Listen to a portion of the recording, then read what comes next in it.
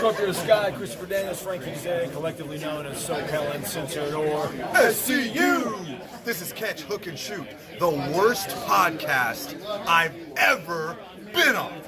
Word.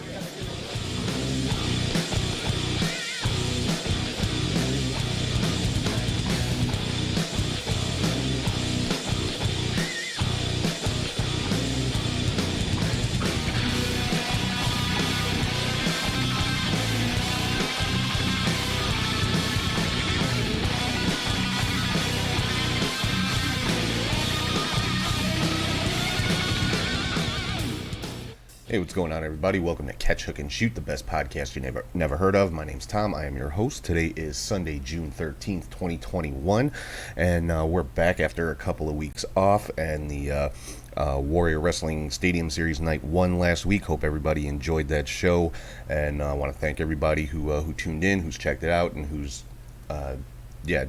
downloaded the show and listened since it's been posted last Sunday. Definitely had a blast. As always, got to thank everybody over at Warrior. It's always a good time. If you guys have not checked out Warrior Wrestling, if you're in Chicago, definitely come out to the next show on July 17th. If you're not in Chicago, watch it on Fight or check out the live broadcast here on Podbean. And like I said, Warrior Wrestling, for my money, the best independent wrestling promotion out there. So if you haven't checked it out, you definitely owe it to yourself to give them a shot. So head over to warriorwrestling.net. You can get all the info on their stuff. As always, I want to thank everybody for listening, watching, and subscribing on YouTube, Podbean, Spotify, wherever you get your podcasts from. Make sure to check out the website, catchhookshoot.com. You can find everything related to the show. Podcasts, videos, interviews, photo gallery, the CHS shop where you can get all the merchandise. You can also get t-shirts that are not on the CHS shop on the website at prowrestlingtees.com/catchhookshoot. Make sure you're following on social media on all platforms. You can find the show at catchhookshoot. Make sure to subscribe to twitch.tv/catchhookshoot, where we do watch parties every now and then. Haven't done one in a while. Like I said, we took a couple weeks off, then had the Warrior show, and haven't had the opportunity to do one. Hopefully we'll be doing it here pretty soon within the next few coming weeks or whatever. And you can find links to all of that and more at linktree/catchhookshoot, or you can scan this little QR code right here in the corner of your screen and find links to everything relating to the show. And if you ever want to shoot me an email, it's catchhookshoot@gmail.com. So let's dive right back into the wonderful world of wrestling, and we're going to kick everything off like we always do with the match of the week. Alright, so the match of the week this week comes from AEW Dynamite, and it was the the tag team match with Hangman Page and 10 of the Dark Order taking on Brian Cage and Powerhouse Hobbs from Team Taz. Just a great match. I love that they're really starting to showcase 10 quite a bit, and to me it really is a standout for the Dark Order. He's one I think at some point is going to be split off on his own as a single star. And fantastic match between these guys. Hangman and 10 did pick up the victory. We see some more cracks starting to form in the foundation of Team Taz, with Ricky Starks and Hook coming out in the middle of the match, trying to throw the FTW belt into the ring for Brian Cage to use it to pick up the victory. Didn't happen. Cage threw the belt back out. Ricky Starks got up on the apron where they were jawing back and forth. Starks actually slapped Brian Cage in the face, which caused Cage to chase Ricky Starks to the back, which is basically what cost his team the victory and allowed Hangman Page and 10 to get the pin.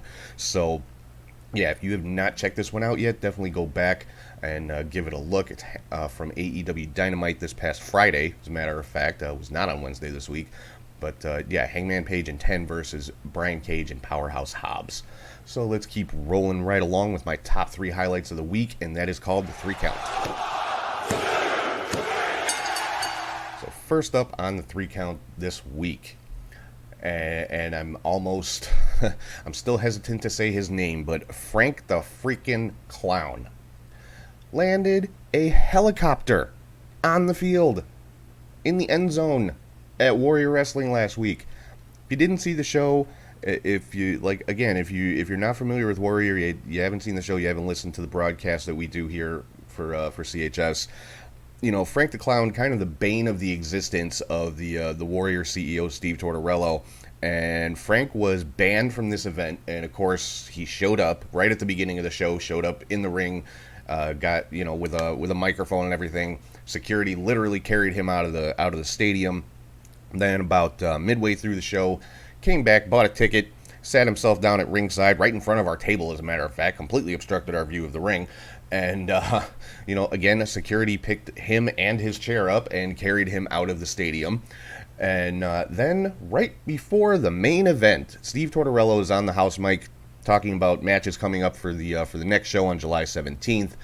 And, a helicopter starts circling the stadium, getting lower and lower, and lands in the end zone, and out comes Frank the freaking Clown, thinking he is Ric Flair or Charlotte Flair or somebody named Flair to be coming in a helicopter. And very interesting sight. One person who was not impressed was Val Capone, as she actually stormed over to our table and jumped on the microphone and was just expressing her extreme displeasure with Frank's antics. But as a result of that, Frank's friend, I guess, Robert Ego Anthony, now must face the Murderhawk monster Lance Archer at the next Stadium Series show coming up in July. So I'm not sure how Ego's gonna feel about that, about Frank getting him into this mess, because Ego was not there. It was just Frank. But and that's gonna be a no holds barred match. So looking forward to that one. But Frank the Clown landing a helicopter on the field at the Warrior Wrestling Stadium Series. Second up on the 3 count, Alexa Bliss and Alexa's Playground from Monday Night Raw. Now this segment caught a lot of backlash from fans online. A lot of people just not happy with or not liking the whole Alexa Bliss storyline, and the kind of supernatural horror movie type elements that are going on, which is fine. If that's not your thing, that's great, but that doesn't just automatically make it bad, and I don't care if you're a fan, a journalist, whatever, just because it's not to your taste or your liking, doesn't mean it's bad. That's your opinion, you're entitled to it, but don't, come down on people who are enjoying it, like myself, for seeing it for what it is. It's a storyline, it's entertainment, it's, lighten up a little bit is my point. But yeah, Alexa's Playground, Shayna Baszler was the guest, I guess you could say, and Alexa telling Shayna she needs to apologize to Lily for calling her just a stupid doll. And Baszler threw Alexa out of the ring and proceeded to take Lily and stomp on her and left the ring area. And as she was leaving, the pyro started going off along the walkway, the fireball shooting up in the air. And then as she got to the backstage area, stuff just started falling all around her, like lighting rigs and that kind of stuff. And then she, locked herself in a dressing room, and was, telling herself, oh, it's just a doll, it's not real, it's not really happening. And, she looked in a mirror, there was Lily behind her, but she turned around and Lily wasn't there. It's stuff out of a horror movie. Like I said, I find it entertaining. I love Alexa Bliss. I love Shayna Baszler. I like that they're trying to, give Shayna more of an opportunity to show, like, personality, basically. Because when she first came in, yes, she was a monster. She was just beating people down. She was unbeatable and that kind of thing. But, they weren't... she wasn't showing a whole lot of personality, and now she is, and I'm enjoying it. If you're not, that's fine.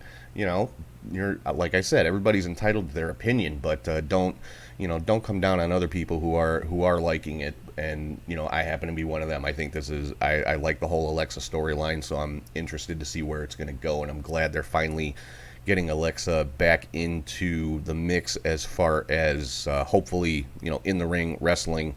And I think Alexa and Shayna would make a pretty good match, especially with Alexa's current persona. So I'm interested to see where it's going to go. And number 3 on the 3 count, the Inner Circle, again on AEW Dynamite. Opening of the show, we saw the Pinnacle show up at the arena on the long white limousine, and then when they had their in-ring segment, talking about the Stadium Stampede. Each member of the Pinnacle talking about the different members of the Inner Circle, and towards the end of their in-ring promo, we get a shot in the back of Chris Jericho talking to MJF. And of course, he's got his baseball bat with him. They pull out to a wider shot. The rest of the members of the Inner Circle are there, and proceeded to completely destroy the Pinnacle's limousine, ending with Jake Hager and a forklift, just driving straight through the side of the limousine, lifting it up and dropping it back down. And it was a cool segment. So if you haven't seen that one, definitely go back and check that out. So let's move on to some news and rumors here. Now, one slight change I'm making to the show. I know I have been, going through each TV show and giving results of pretty much every match. And I had said a long time ago I wanted to get away from doing that. I don't want to be just completely results oriented. So I'm gonna, focus on the stuff that. Like the big stuff, what's going on with the major storylines and stuff that stands out to me, whether it's a match that I thought was really good that I think you guys should check out or whatever it might be. But I'm not just gonna sit here and report results like I've been doing, like I said I wanted to get away from like a year ago.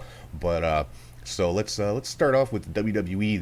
The Viking Raiders actually got a victory in a tag team battle royal, which watching this battle royal really kind of shows you the state of WWE's tag team division, and to me it's not good. I mean, the Viking Raiders really the only true tag team that's left for the most part, and well, Lucha House Party too, but the Viking Raiders did win that tag team battle royal, so they are in line for a tag team title shot somewhere down the line against AJ Styles and Omos.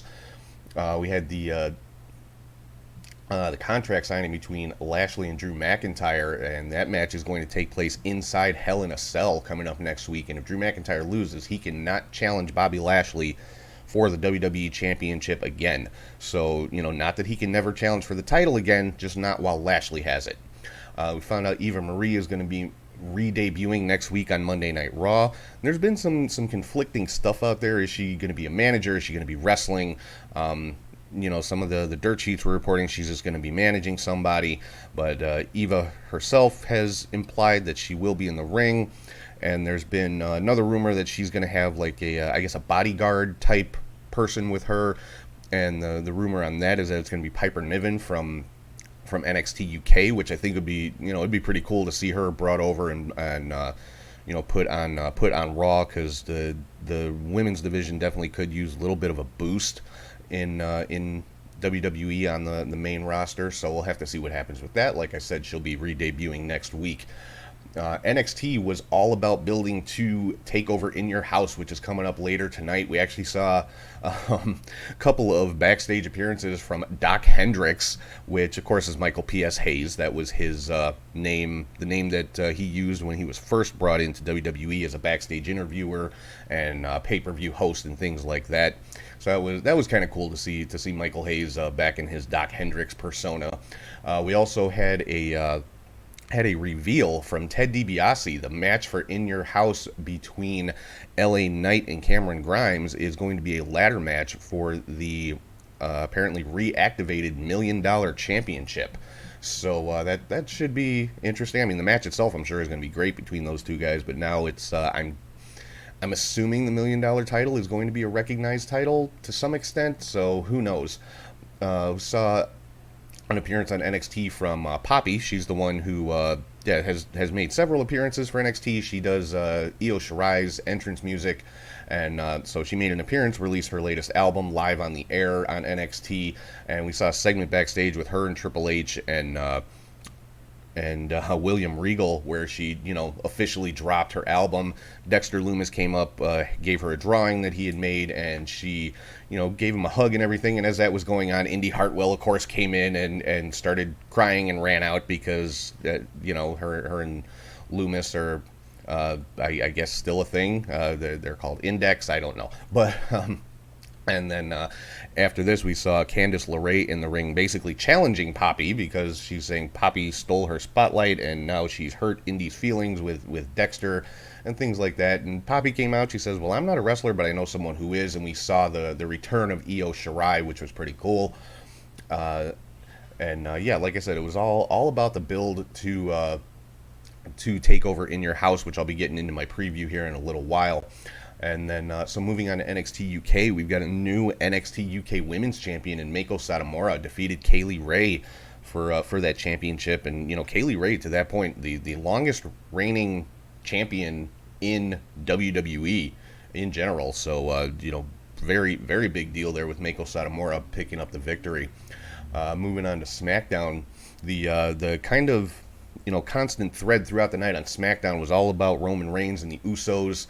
We saw Jimmy Uso in the ring to open the show. He's blaming Roman for the Usos not winning the tag team titles last week. And, you know, saw a couple of backstage segments and basically Jimmy and Roman putting Jey Uso in the middle. Got to the point where Jey just basically looked at them both and said, I'm done with you, I'm done with you, I'm gone, and walked out on them both. And then we saw Roman kind of chastising Jimmy Uso, like, you know, what are you doing? This isn't about you. This isn't about me. It's about our family. Of course, you know, twisting stuff around, being, you know, playing the good heel like Roman's been doing lately. Right now, you know, as far as WWE goes, Roman Reigns is the best heel that they have right now in WWE. He's really kind of, in my opinion, come into his own. You know, this is the Roman that we should have seen 5 years ago. And so I'm liking, you know, the way that this is going. And then at the end of the show, we saw Rey Mysterio challenge Roman Reigns for Hell in a Cell for the Universal Championship. Now, this is stemming from last week, again, with that tag team title match with the Usos versus the Mysterios. Roman getting involved in the match, beating down Dominic Mysterio. So, of course, Rey challenging Roman for Hell in a Cell, and started beating on Roman with a kendo stick. Roman managed to come back and you know, get the upper hand on Rey. Then we saw Dominic make an appearance, and same thing, start beating on Roman with a kendo stick. Again, Roman got the upper hand, powerbombed Dominic out of the ring. And I mean, you know, it was kind of obvious there was something set up to break his fall. I don't know if it was a crash pad, somebody there to catch him, whatever it might be, because the angle they had, you did not see him land. But you know, just the visual of Roman literally throwing Dominic over the top rope to the floor in, you know, a power bomb position, you know, was just it was a cool visual. So, you know, pretty sure we're going to be seeing Rey Mysterio versus Roman Reigns inside Hell in a Cell coming up here. I believe it's next week. And then another interesting segment from SmackDown, we saw Seth Rollins on Bayley's talk show, Ding Dong Hello, and Cesaro made his return after Rollins had injured him a couple of weeks ago. So I would think that's probably another match we're going to see at Hell in a Cell is Cesaro and Rollins. Now, moving on to some AEW news, couple of big signings for AEW. Andrade and Mark Henry have both signed with AEW. Andrade obviously is a wrestler, and Mark Henry as a commentator for AEW's new show that's going to be debuting in August on TNT. So definitely some good signings there. And then we also found out next week we're going to see the debut of Brock Anderson. This is Arn Anderson's son. He's been training, you know, under Arn, obviously, and Cody Rhodes, and he's going to be teaming with Cody versus Aaron Solo and QT Marshall. So, yeah, I'm looking forward to that. And Brock is the spitting image of Arn Anderson. And, you know, I'm curious to see how he is in the ring. I mean, if he's learning from Arn and learning from Cody, and they think he's ready to get in the ring on live TV, you know, then he's, I'm thinking he's ready to get in the ring on live TV. So I'm looking forward to his debut. Hoping we get to see a spine buster. I think that'd be a cool spot, but, you know, we'll have to wait and see how that's going to work. And in the meantime, during this promo, QT Marshall came out, challenged Cody to a strap match. And while Arn Anderson's back was turned, he strapped Arn across the back with his belt, which caused Brock to go on the attack. And, you know, I mean, it was just a brief spot, you know, but Brock Anderson went after QT, took him down with a double leg, and was just, yeah, looked pretty good. So I'm really looking forward to seeing Brock in the ring. And then we had Pac, Pentagon, and Eddie Kingston get a win over the Young Bucks and Brandon Cutler. And then at the end of this one, we saw the Good Brothers come out and attack Pac, Pentagon, and Kingston. And the save was made by Frankie Kazarian, now known as the Elite Hunter. Of course, you know, going after all the members of the Elite because they're the ones that cost he and Christopher Daniels their last match, causing them to split up as a tag team. So Kazarian, right now going hard after any and all Elite members. Then we saw a segment in the ring with Kenny Omega and Jungle Boy. They have a title match coming up on June the 26th. And this is a result of Jungle Boy winning the Casino Battle Royale at the last pay-per-view. And it was again, good promo. Jungle Boy, not a big talker, and but the promo was definitely effective. It definitely helped to build to this match very, very well. So this is again another one that I really want to see. I'm not necessarily thinking Jungle Boy is going to win this match. If he did, that would be cool. It would be a very cool, shocking, surprising moment to see Jungle Boy win the World Championship, and I think the crowd would go insane for it, but I'm not sure it's going to happen quite yet. And then we found out Darby Allin has accepted the challenge of Scorpio Sky and Ethan Page. And this was from last week. They made a challenge to Darby saying pick any other partner but Sting, basically implying that Darby can't can't function without Sting, was the implication. So Darby accepted that challenge, but did not pick another partner. Wants to take it as a handicap match. Sting tried to talk him out of it, but Darby's pretty much dead set on it. So he told Sting, hey, stay home. I want this match. Moving on to some Impact news. Steve Maclin, formerly known as Steve Cutler in WWE, has signed with Impact. We saw some vignettes touting his debut on the last couple of Impact shows. So not a huge surprise. He and Deonna Purrazzo are a couple, so it makes sense he would go to Impact. But I'm looking forward to seeing what he can do, because I like Steve Cutler. Don't think he was used very well in WWE other than in NXT with the Forgotten Sons. Of course, once they got to the main roster, a lot of controversy around Jackson Riker, who is still with WWE. They saw fit to release the other two members of the Forgotten Sons, but it is what it is. But he has signed with Impact, and also found out that the main event of Against All Odds, which took place last night, I'll get to those results in a second here, between Moose and Kenny Omega for the Impact Championship, was going to take place at Daly's Place in Jacksonville, so basically on AEW territory. And also found out that the winner of that match is going to defend against Sami Callihan at Slammiversary coming up in July. And this stemming from the fact that the Good Brothers and Kenny Omega have basically been kind of doing everything they can to keep Sami Callihan out of the title picture. And it didn't work out too well for them in that respect. I'll get to that in a second here. But getting to the Against All Odds pay-per-view, or not pay-per-view, but Impact Plus special, Sami Callihan and Tommy Dreamer picked up a win over the Good Brothers in a street fight. Joe Doring defeated Kojima by pinfall. Petey Williams, Trey Miguel, Ace Austin, Chris Bay, Rohit Raju, a five-way match to determine the number one contender for the X Division Championship, ended in a no contest. So we'll have to see how they're gonna determine who gets the next X Division title shot. W. Morrissey got the win over Rich Swann. Tennille Dashwood got the win over Jordan Grace. And this is building, I think, to a heel turn for Jordan Grace. We've been seeing kind of a lot of frustration on her part, a little bit of arguing or disagreement between Jordan and her tag team partner, Rachel Ellering. So I think this is leading to a heel turn for Jordan, and most likely a feud with Rachel Ellering, which I am completely here for. I would love to see that rivalry start off. I think it'll be really good. Fire and Flava defeated Kimberly and Susan to retain the Impact Knockouts Tag Team Championship. Violent by Design, Diener and Rhino defeated Black Taurus and Crazy Steve from Decay to retain the World Tag Team Championship. Deonna Purrazzo defeated Rosemary to retain the Knockouts Championship.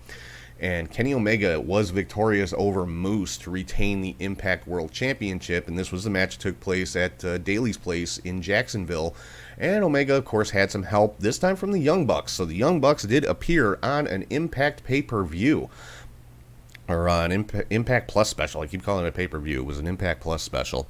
And, and Sami Callihan appeared as well at Daly's Place, coming out and, going after Kenny Omega. And this resulted in Don Callis firing Sami Callihan. So, and obviously this is, kayfabe firing. I'm sure Callihan is still under contract to Impact. He's got a championship match now against Kenny Omega at Slammiversary. So I think the build to this one is going to be pretty good. And obviously I think we're going to see Scott D'Amore at some point come out and say, no, Sammy's not fired. He still gets his title shot. Or basically, he gets his title shot, and if he doesn't win, then he can be fired, or something along those lines. But they're not going to, the gist of it's going to be they're not going to let Kenny Omega weasel his way out of facing Sami Callihan. Moving on to some MLW news, they have been having their draft the last several weeks. Now, of course, they've been off TV getting ready for their new season to start coming up here in July, and to welcome back fans. And some pretty good names have been drafted and signed to MLW in recent weeks. Top of that list, Davey Richards, formerly of the American Wolves with Eddie Edwards. And if you guys saw my interview with Steve Tortorello couple of weeks ago, you heard him make the announcement that Davey Richards is going to be appearing on the July 17th Warrior show, which is huge news. He broke that news right here on the show, which was freaking awesome. But Davey Richards has signed with MLW, as has Alex Kane. Lee Moriarty, who was just at Warrior Wrestling and had a match against Warrior champion Trey Miguel. Aramis, who is the new Warrior Wrestling Lucha champion. He won that 8-man War of Attrition match last week. He has signed to MLW. Ares, who was also in that War of Attrition match, has signed to MLW, along with Savio Vega and Zenshi, who have been in AEW for a little while, but I guess they're now officially signed. I'm not sure, but they were among the names that were drafted over the last several weeks. And MLW has also announced that July 10th in Philadelphia, this is their return show with fans at the old ECW arena. They will be holding their Battle Riot event, and this is kind of their version of a Royal Rumble, with the entry of wrestlers every couple of minutes, and so it should be very good, because they typically have a lot of guys in the Battle Riot. I want to say it's usually around 40 instead of like the 30 you would see in a Royal Rumble. So it's I'm looking forward to that, because MLW, some of the best in-ring product you're going to find. If you have not followed MLW, they are on Vice TV now every Saturday. I'm assuming when they start back up in July, that's going to be new episodes being shown on Vice. But they've kind of been showing almost like a best of thing since they debuted on Vice a few weeks ago. So if you've never watched MLW, check it out. They're on Vice, they're on YouTube, they're on beIN Sports, they're all over the freaking place. Check out MLW. Some Ring of Honor news: they are beginning their Survival of the Fittest tournament, and the winner of this tournament gets a World Championship match, and it consists of people who are currently not in the World Championship rankings. The first match of the tournament took place this week, and it was Flamita defeating Rey Oris. Some New Japan news: we have a new IWGP World Heavyweight Champion. Takagi defeated Kazuchika Okada to win the championship. I think a little bit of a surprise. I think people expected New Japan to just kind of fall back on Kazuchika Okada, because he is their top guy. Whether he has a title or not, Okada is the top guy in New Japan. But Shingo Takagi, the new IWGP World Heavyweight Champion. Some I think pretty big news out of the NWA. Another signing from Warrior Wrestling. I swear to God, Steve needs to be getting finder's fees for these for all these wrestlers that are being signed to major companies. Kylie Ray returned at Warrior last week, and then the very next day made an appearance on the NWA pay-per-view, and it was announced she has signed with the NWA. So Kylie Ray back in the mix in wrestling, and I honestly couldn't be happier. So hopefully this is the best thing for her as far as signing with the NWA. The NWA has a great women's division. Building on that, there is a new NWA World Women's Champion. Camille defeated Serena Deeb at that same pay-per-view to win the NWA World Women's Championship. Nick Aldis defeated Trevor Murdoch by DQ to retain the NWA World Heavyweight Championship, and this was a case of Murdoch kind of got screwed. He got DQ'd, but it was kind of a situational thing where Aldis he was basically framed by Nick Aldis, okay? And then we had an announcement from Billy Corrigan this past week the NWA will be producing an all-women's pay-per-view, and that pay-per-view is going to be produced by Mickie James. Obviously, Mickie James released from WWE not that long ago. There was a lot of people questioning, wasn't she under a non-compete? Yes, she is under a non-compete, but she's not wrestling. She's producing. So, she's good to go. So she's going to be producing an all-women's pay-per-view for the NWA. And, from the sounds of it, it's open to pretty much anyone, to participate in this pay-per-view. So we could see, knockouts from Impact. We could see women from AEW, women from Ring of Honor. Who knows? There's so much talent out there as far as women in pro wrestling. Especially on the independent circuit. So, we'll probably see some names that a lot of people are not familiar with, and get them some high profile exposure, which is good for everybody. And NWA also will be doing a 73rd anniversary pay-per-view, and those are both going to be taking place from St. Louis, which was a hotbed for the NWA back in the day. So I'm looking forward to both of those. And it was also announced they will be holding a tournament for the National Heavyweight Championship. And it's basically going to be two triple threat matches. And I guess the winner of those triple threat matches are going to face each other for the championship. On one side, you've got Chris Adonis, Tom Latimer, and Powerrr in a triple threat match. And on the other side, you've got JTG, Fred Rosser, and Kratos. Now, if I had to guess what the final match is going to be in this one, I'm going to say probably Chris Adonis against maybe JTG. I don't know. This is hard to call, honestly. But I think I'm going to pick...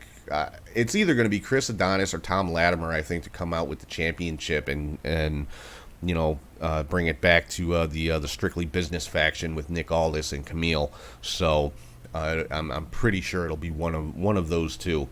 And I'm interested to see with Mickie James now in the NWA. Obviously, she's married to Nick Aldis. It is... once her non-compete is done, are we going to see Mickie James in the ring? Could we see... there's a built-in storyline right there between Mickie James and Camille. Obviously, Mickie James, like I said, married to Nick Aldis. Camille, part of the Strictly Business faction with Aldis. Camille, the new NWA World Women's Champion. And, so... like I said, there's a built-in storyline right there with between Camille and Mickie James. So I'm very curious if they're going to play off of that. So only time will tell. We'll have to find out. So let's get into NXT In Your House coming up tonight on Peacock or WWE Network or wherever you watch it at. NXT Takeover is always I've never been disappointed with an NXT Takeover event, and this one doesn't look to be any different. Starting off, we've got a 6-man tag team winner take all match for both the North American and tag team championships. Bronson Reed, the North American champion, teaming with MSK, the tag team champions, taking on Legado del Fantasma. So basically, if Legado del Fantasma wins, they get all the championships. I'm assuming Santos Escobar would get the North American title, and Joaquin Wilde and Raul Mendoza would get the tag team titles. So, but I'm picking Reed and MSK to retain in this one. I think Reed's only had the North American title for a couple of weeks. I don't see them taking it off of him this quick. So, same thing with MSK. They haven't been tag team champions for that long. So I'm hoping they're not gonna do a quick switch like that. So I'm picking Reed and MSK to get the victory. Raquel Gonzalez defending the NXT Women's Championship against Ember Moon. This should be a great match between these two. I think Raquel Gonzalez is going to retain in this one. Again, she's only been champion for a couple of weeks. I don't see them taking it off her that quick. They've built her to be this unstoppable monster. And I think at some point, it's going to come to Raquel Gonzalez and Xia Li. Honestly, that's my take on it. Talking about Xia Li, she's got a match against Mercedes Martinez. There's been, this one's been built up pretty good over the last couple of weeks. But I'm picking Xia Li in this one. I think that's just my opinion. That's just the sense that I get. I think it's going to build somewhere down the line. I don't know how long it's going to take. I don't know where it's going to happen, but I think it's going to be Raquel Gonzalez and Xia Li at some point for the NXT Women's Championship. So I'm picking Xia Li to get the win over Mercedes Martinez.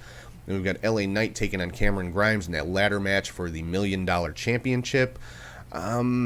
This one's hard to call because Cameron Grimes has kind of been stymied at every turn by Ted DiBiase, and LA Knight, of course, the cocky, arrogant, kind of fits the DiBiase mold of the $1 million champion. So I don't know. This one's kind of a coin toss, but I think I'm gonna go with Cameron Grimes in this one. As much as I'm not a huge fan of the Cameron Grimes character, the Cameron Grimes, the wrestler, is fantastic in the ring. This is going to be an awesome match, so I'm gonna go with Cameron Grimes to win the $1 million championship. And then the main event, we've got a fatal 5-way for the NXT championship. Karrion Kross defending against Kyle O'Reilly, Adam Cole, Johnny Gargano, and Pete Dunne. This one's going to be insane. These 5 guys are going to beat the ever-living hell out of each other, and I can't wait to see it. But I think in the end, I'm picking Karrion Kross to win and retain the NXT championship, unless he's being brought up to the main roster sometime soon. If that's the case, then quite possibly Adam Cole could get the NXT title back. But I'm thinking Karrion Kross is going to retain in this one. But look for this one to just be a brutal match between these 5 guys. And we're going to see some very cool stuff in this match, just my opinion. So let's run it back down real quick. I've got Reed and MSK retaining their championships against Legado del Fantasma, Raquel Gonzalez retaining the women's championship against Ember Moon, Xia Li defeating Mercedes Martinez, Cameron Grimes winning the ladder match for the $1 million championship, and Karrion Kross retaining the NXT championship against O'Reilly, Cole, Gargano, and Dunne. A little bit of miscellaneous news here. Lio Rush has announced his retirement from pro wrestling. Now, he was the surprise entrant in the AEW Casino Battle Royale at Double or Nothing, and he apparently was injured in the match, suffered a shoulder injury that he's apparently been having some issues recovering from, and just announced he wants to be a husband, he wants to be a dad, which I completely respect, and so he is retiring from pro wrestling. Kind of sad. I mean, Lio Rush, absolutely amazing in the ring. And who knows? It's pro wrestling. Retirement is not always a permanent thing. Look at people like Terry Funk and Ric Flair and all that kind of stuff. So it's not always a permanent situation. But for the moment, Lio Rush is retired from pro wrestling. So that's going to pretty much wrap things up for news and rumors and previews and predictions for this week. So right now, I'm going to throw it over to Charlie G, and he is here with your Indie Cut.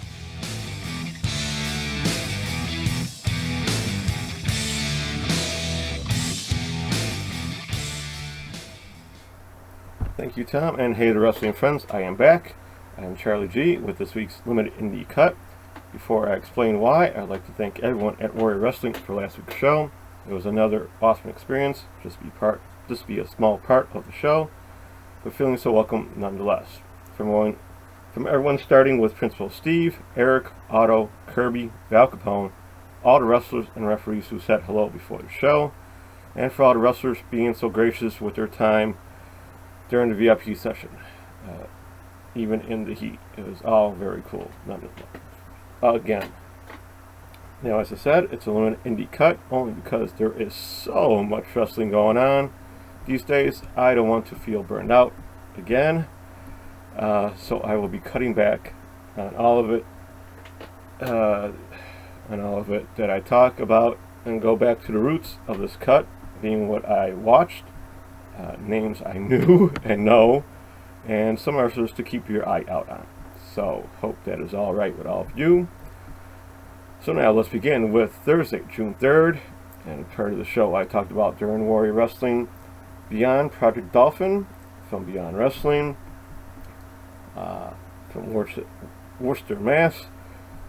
Real cool show. So it was Matt Mikowski defeating Logan Easton LaRue, Willow Nightingale defeating Alec Price, Slade destroying Max Caster in a submission match, Tony Deppen defeating Steve Macklin, Deanna Purrazzo defeating Masa Slamovich, Brogan Finley defeating Chris Dickinson, Trish Adora defeating Aaron Rourke, and for the IWTV Independent Wrestling title in a three-way match, it was champion Wheeler Yuta defeating Dave Cole and Lee Moriarty in 2 straight falls. Very cool match there. On to Friday, June 4th, Gotta Move Chaka Pro 123, still on YouTube. It was for the Asia Dream Tag titles, where champions Valiant Aki and Mei Suruga defeating Minoru Fujita and Rina Yamashita. Then down to Tacoma Texamo Pro Inception from Sherman, Texas. For the Texamo Pro title, champion Charlie Haas defeated Tino Valentino.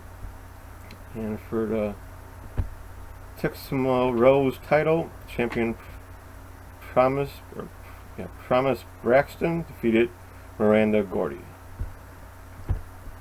To Southern Honor Wrestling from Canton, Georgia. For the SHW tag titles, Chip Day and Kyle Matthews, who are champions, defeated Ben Buchanan and Bo Buchanan. And then Danny Jordan defeated Harlow O'Hara.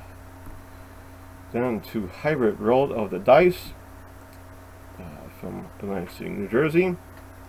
It was free on YouTube, so check it out. I also talked about this show as well. So Young, Dumb, and Broke, who was Charlie Tiger and Alice Taylor, defeated Eli Knight and Malik Ozaid. Kiera Hogan and Tasha Steeles defeated Janai Kai and Yoya. Then Haladead took on Masa Slamvich to a 23-minute no contest, as they both went through those doors, trash cans, chairs, you name it. Haladead hit a second rope belly to belly onto it, so they're both knocked out. Awesome match. I don't know how she made it to Saturday, but she sure did. Mance Warner defeated the one called Manders. Of course, that was a hard-hitting match. They had doors, tables, you name it, they had it. Marty Bell defeated Trish Adora. Jordan Oliver defeated J.J. Garrett. G. Raver defeated Gangrel. Yeah, it was an interesting match there. And Homicide defeated A.J. Gray. That was big. Nice, strong fight between those two. To New Japan Strong, number 43. TJP defeated Kevin Knight. And Carl Fredericks teamed with Satoshi Kojima while he was here in the States. And they defeated Danny Limelight and J.R. Krotos. Then CMLL had a show where Mystico, Valador Jr., and Christico defeated Angel Diarra, El Terrible, and Euphoria. 2 falls to 1. On to Saturday, June 5th, and YMZ Gokigen June 2020 Mini. I mention this because this is Kari Yoniyama, or Gokigen Death, or Death Yama-san. This is her promotion, and they are having money troubles, of course, as everyone else would have during these trying times, especially in Japan. So if you can check them out as much as you can and or donate, it'd be greatly appreciated. I'm sure she would love it. And so Kari Yoniyama defeated Sayoka Obihiro. And then in a 2-on-1 handicap match, Asuka and Mikado defeated Kengo Massimo. On to Stardom. From Nagata, Japan, Kojuma defeated Lady C. Saki Kashima defeated Maika and Mina Shirakawa. That was a pretty good match there. Tao Nakano and Unagi Sayaka took on Azumi and Saya Kamatani in a 15-minute draw. Mayu Iwatani and Starlight Kid defeated Momo Watanabe and Utami Hashita. Awesome match there. And then we had Julia Natsupoi and Siri. They're changing her name, how you pronounce it. I'm just going to call her Siri. Defeated Konami, Natsukatora, and Ruaka. To Dragon Gate, Rainbow Gate, Day 1. I'm not going to go through all these Dragon Gates, that's for sure, but we had Ben K and Kaisuke Okuda and Ultimo Dragon won their 3-way match. Progress, Chapter 112. The Flowers Are Still Standing, of course, from London, England. Hopefully it is on the Peacock Network, because I missed progress. We had Elijah defeat Danny Black. Brandon White and Danny Jones defeated Chuck Mambo and TK Cooper. Dan Maloney defeated Gene Money. Giselle Shaw and Mercedes Blaze defeated Alexis Falcon and Kanji. Dean Allmark defeated Chris Ridgway. And for the Progress Tag Titles in the tournament final match, Kid Lycos and Kid Lycos II defeated Ethan Allen and Luke Jacobs by referee's decision to become new tag champions. And of course, you had our Warrior Wrestling show. Then there in that show, it was GCW Tournament of Survival 666 on Fight Network as well. So it was Ninja Mac defeating Calvin Tankman, Dante Leon, Dylan McKay, Jack Cartwheel, and Starboy Charlie. And then for the tournament winner, it was Alex Cologne defeating Agus Kogar by referee's decision. Yeah, you wonder why. I saw a picture of this, and yeah, nice Bulls jersey, Alex, though, but yeah, it was all just completely red instead of white. It was just red and bloody red. Yeah, it's just, yeah. Then to Jersey City Wrestling After Hours from Game Changer Wrestling on YouTube, and I also talked about this on our show. So Frontman Jay defeated Everett Connors. Yoya defeated Alice Taylor. Dante Leon and Ninja Mac defeated Dylan McKay and Marcus Mathers. JJ Garrett defeated Devin Monroe. Jimmy Lloyd defeated Grim Reefer. Billy Starks defeated Charles Mason. Steve Scott defeated Levi Everett. And in a deathmatch, Ricky Shane Page defeated Crowbar. I don't know how much of a deathmatch you could put on YouTube, but they did. To Core Professional Wrestling from Sand Springs, Oklahoma. For the heavyweight title, Falls Count Anywhere match, Tommy Dean defeated champion Double D to become new champion. AAA, we've got some matches to talk about. So we had Aerostar, Drago, and Mr. C's Jr. defeated Argenis and Parker Negra and Superfly by DQ. Of course, that happened.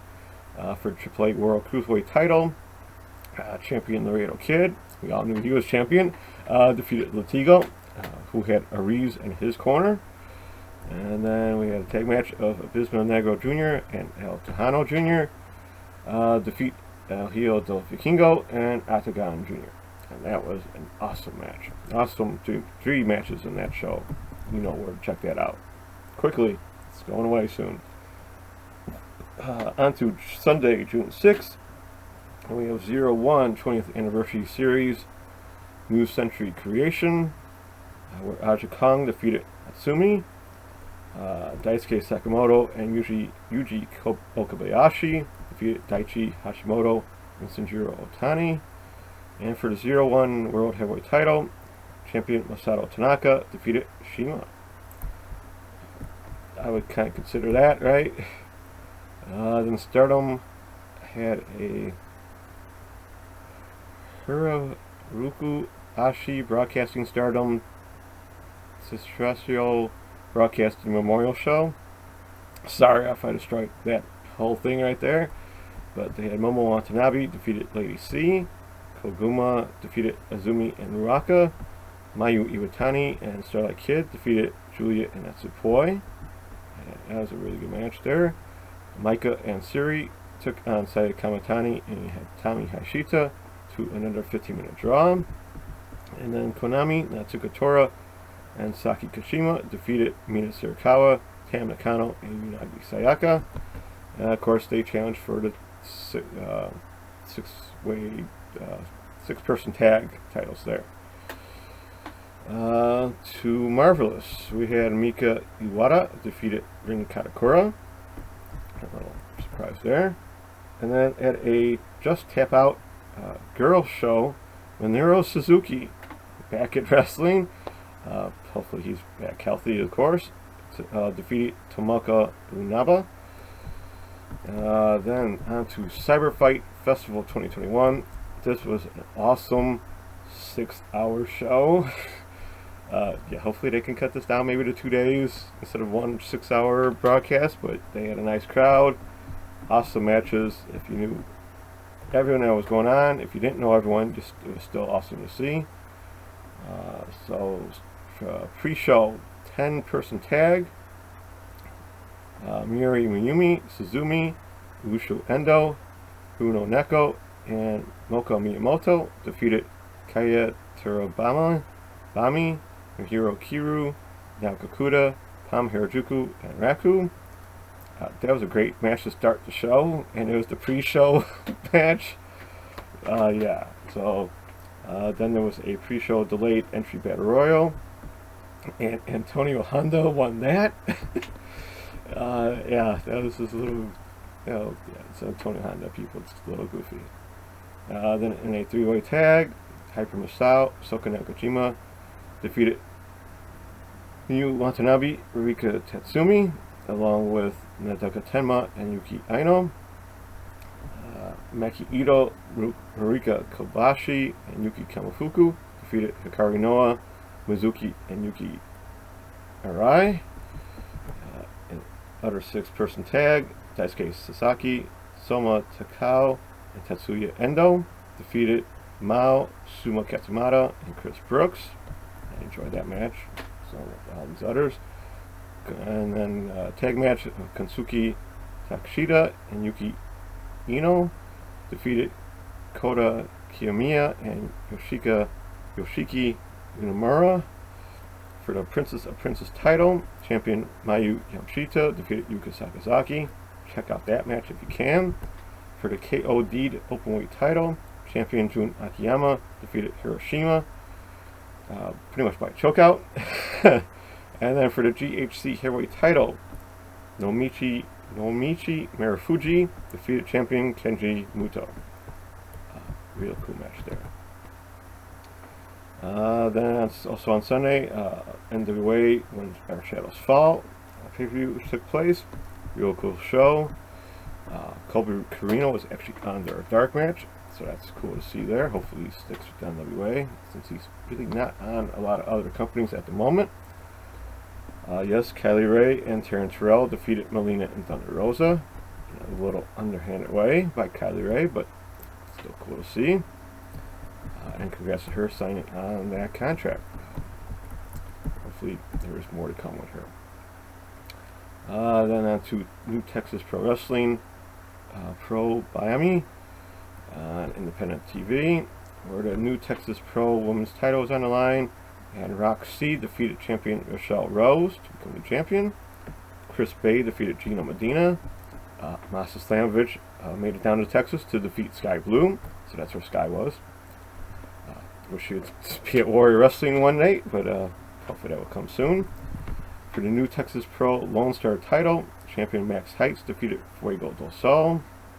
And for the New Texas Pro title, in a 4-way elimination match, champion Mysterious Q defeated the One Call Manders, El Segundo, and T-Ray.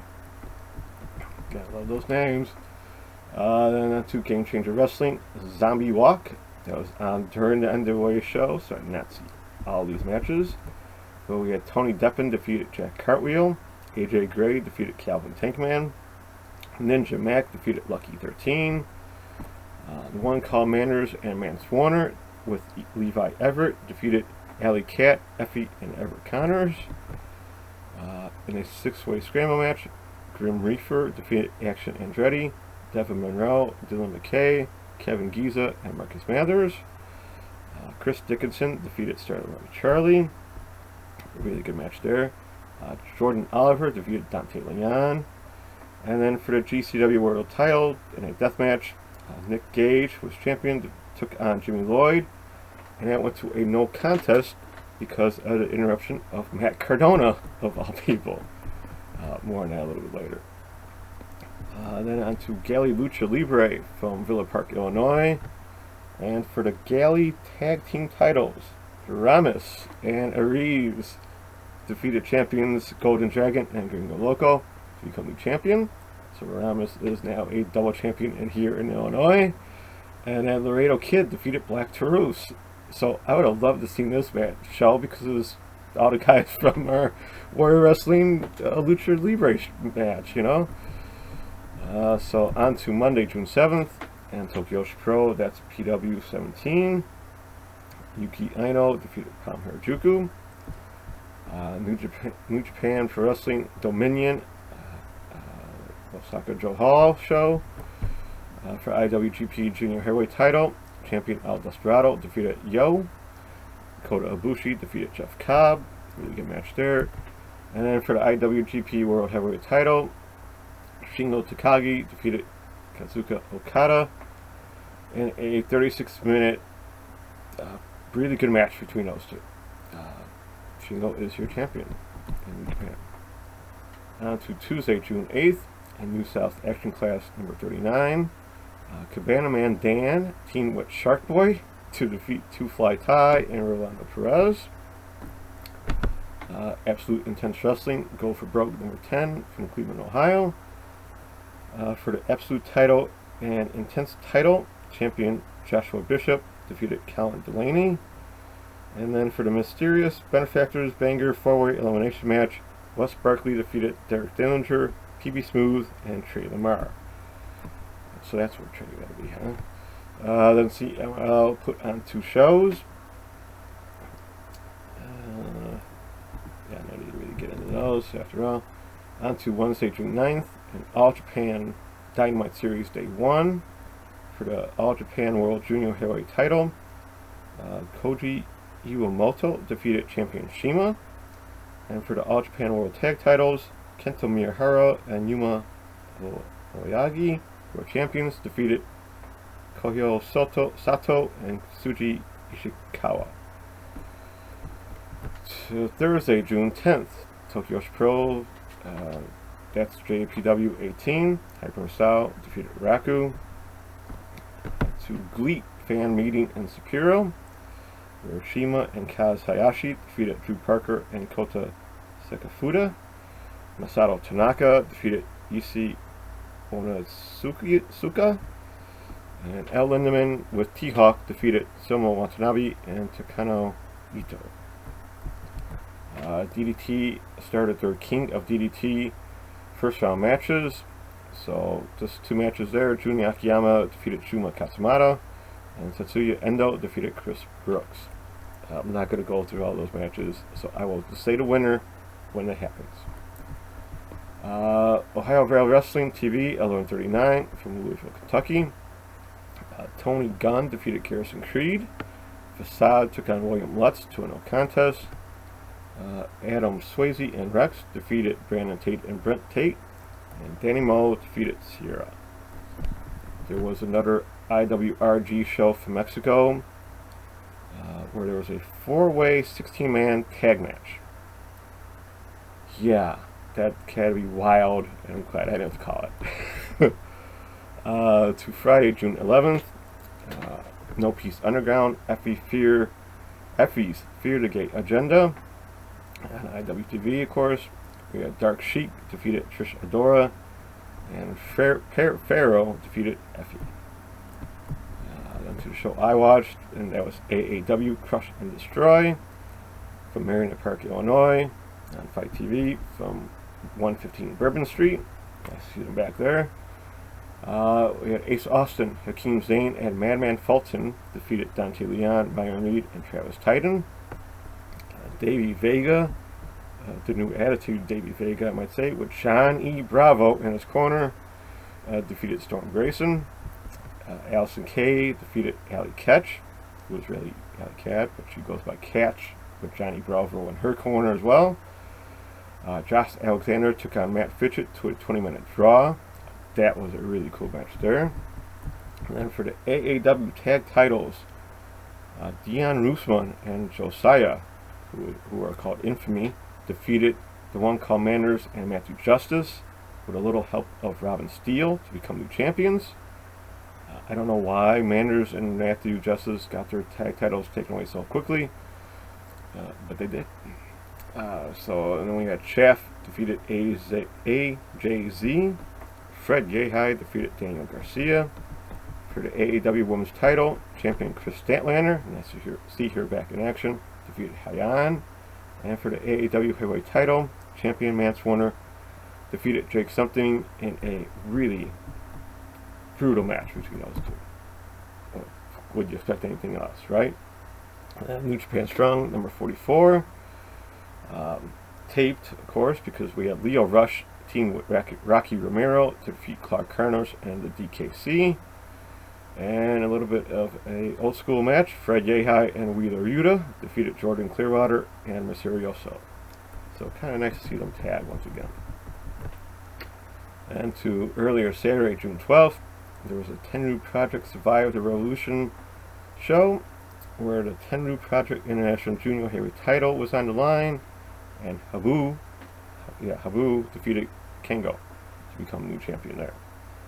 If you watched the Hana Kimura tribute show, Habu was on that, and he is really cool. I hope to see more of his matches.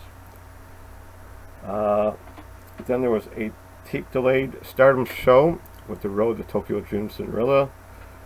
I don't have to get into that because there was a Tokyo Stardom Cinderella show also early this morning. I'll get into that a little later. There was a Michinoku Pro Wrestling Ito Rodan show where Balian Aki and Mei Suruga defeated Emi Sakura and Yuna Mizumori, and in a casket match, Jinshi Shinzaki defeated the Great Sasuke. Gotta Move Chaka Pro 125, where they had the Super Asia title on the line. I say this only because of the length of the match. Go check it out. I won't even spoil it for you. But there you go. So on to news. Pro Wrestling Guerrilla is returning Sunday, August 1st. And they say Bandito will be in action. So hopefully with Bandito in the States, he can maybe make it to Warrior Wrestling in August. That's not a spoiler. I'm just wishful thinking there. We have Nick Gage will fight Matt Cardona after all at GCW Homecoming on July 24th. This stemmed from all their Twitter battles. You heard Matt Cardona get berated at our Warrior show. And then Nick Gage interrupted his Major Brothers Toy podcast show live in looked like a mall. So that's why this match is happening. Then as for that Stardom Cinderella Special Edition show, I only saw the main event. So I will wait till next week to give the results. It was a great main event, I must say. And in saying that, and after hearing Triple H's remark at WWE having the best run wrestlers in the world, man, dude, you obviously do not watch Stardom. The main event alone was better than most things WWE has done all year, men and women combined. So to Triple H, suck it, you delusional man right now.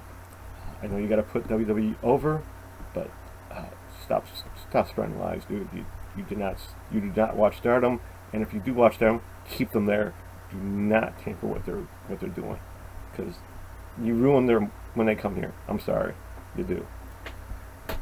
So enough of that. That's free until next time, where we get more indie shows and news from around wrestling world.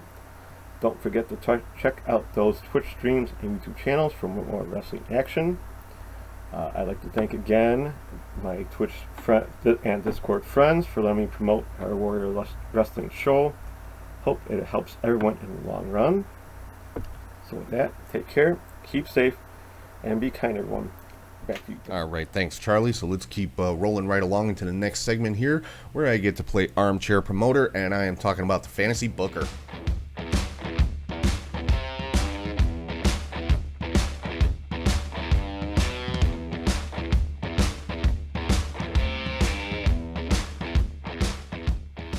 All right, so my fantasy booking for this week, Aleister Black, or Tommy End, as he will most likely be known from now on, since he has been released from WWE. We'll get into that in a little bit here.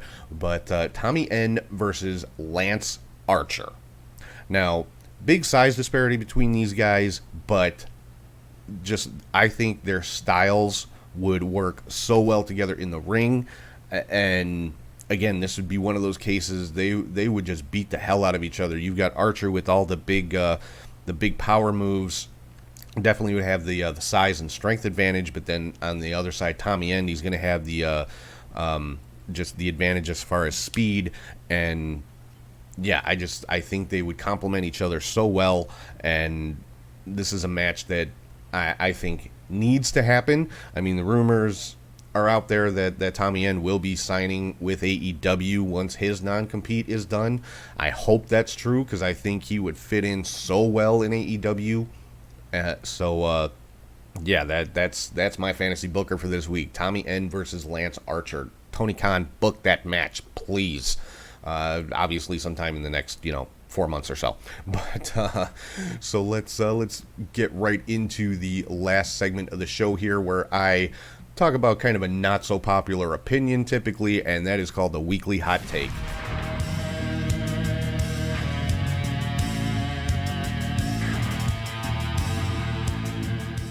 Alright, so as I mentioned a little while ago about Tommy End, or Aleister Black as he was known in WWE, being released, I've seen a lot of releases by WWE the last couple of months, and by all accounts they're not done. There's still rumors going around that there's going to be more releases coming.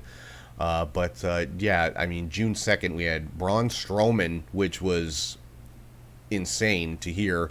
Aleister Black, Buddy Murphy, Lana, Ruby Riott, and Santana Garrett all released on June 2nd. Now, like I said, there's already rumors that Aleister Black is going to be signing with AEW, and that 90-day non-compete clause would be up right around the time of All Out here in Chicago. So I think that'd be a hell of a debut. So we'll have to wait and see.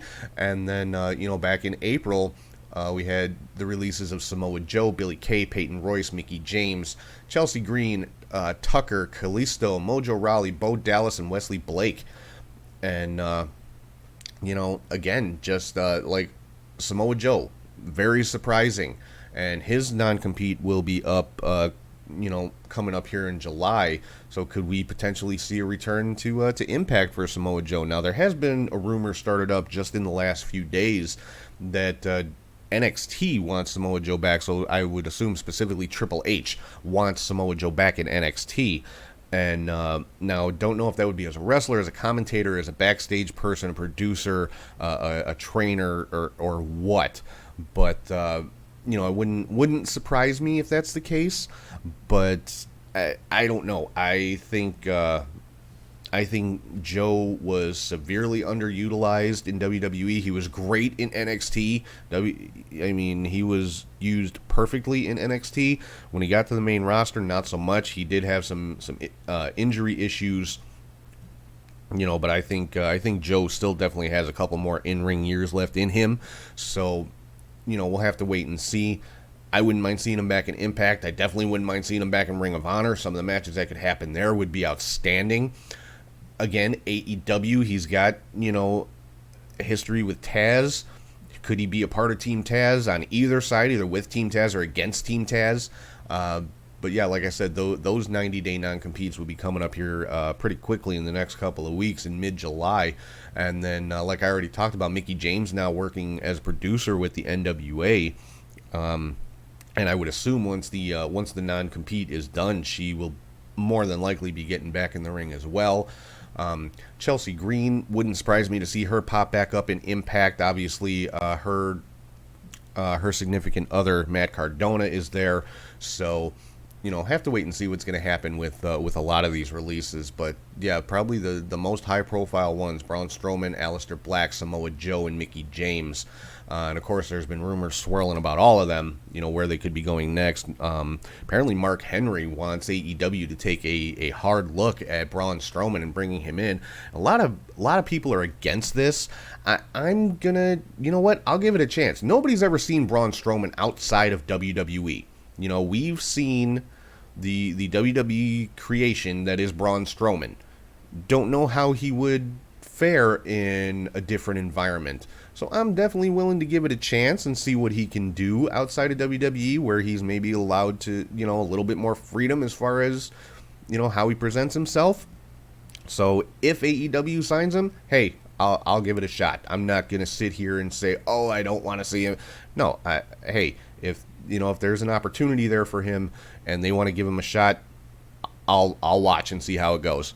So, but kind of an interesting one. There was another story going around about Strowman that he was asking for a 5-figure booking fee to do independent dates, which is kind of crazy and kind of speaks to the fact that he has never been outside of WWE, because that's ridiculous. And, you know, he tried to play it off and say, you know, I'm not asking for anything. If anybody has any questions or wants to inquire about bookings, they can call my agent. And, you know, some people pretty much outed him, saying, you know, well, you know, his agent has been quoting $20,000 to $25,000 for a booking fee for independent appearances, which is just, again, ridiculous. So I'm not sure what to make of that, but like I said, it kind of speaks to the fact that he has never been outside of WWE, because that's just not realistic to say, you know, you got to pay me $25,000 to appear on your show. That's just not a realistic thing when you're talking about the U.S. Indies. So it is what it is. Like I said, it's all rumor and innuendo. We'll see what happens if Strowman does show up in AEW. Or, you know, my theory on this is they released Strowman because he had such a huge long-term contract. What I'm thinking is they released him. They're going to renegotiate his deal, probably for a shorter term, maybe for less money. Who knows? But I think we're going to see Strowman back in WWE sooner rather than later. That's my take on it, because Strowman is a WWE guy. He just is. But again, if he ends up showing up in AEW or something like that, I'm willing to give him a chance and see what he can do outside of the WWE bubble. So, again, got to wait and see. So that's going to wrap things up for this week. Again, thank you to everybody for listening, watching, and subscribing on YouTube, Spotify, Podbean, wherever you get your podcasts from. Make sure you're following on social media on all platforms. You can find the show at Catch Hook Shoot. Head to catchhookshoot.com for everything about the show. You can find the podcast, videos, interviews. I actually need to upload the last couple interviews that I had with Steve Tortorello and Val Capone. Those will be up hopefully this week. I'll get around to uploading those on the website. If you just want to check out the interviews, you can do that over there, catchhookshoot.com. ProWrestlingTees.com/catchhookshoot for all your t-shirts, and you can find links to anything and everything regarding the show at our Linktree, which is Linktree/catchhookshoot, or scan this QR code right here on your screen. And if you ever want to shoot me an email, it's catchhookshoot@gmail.com.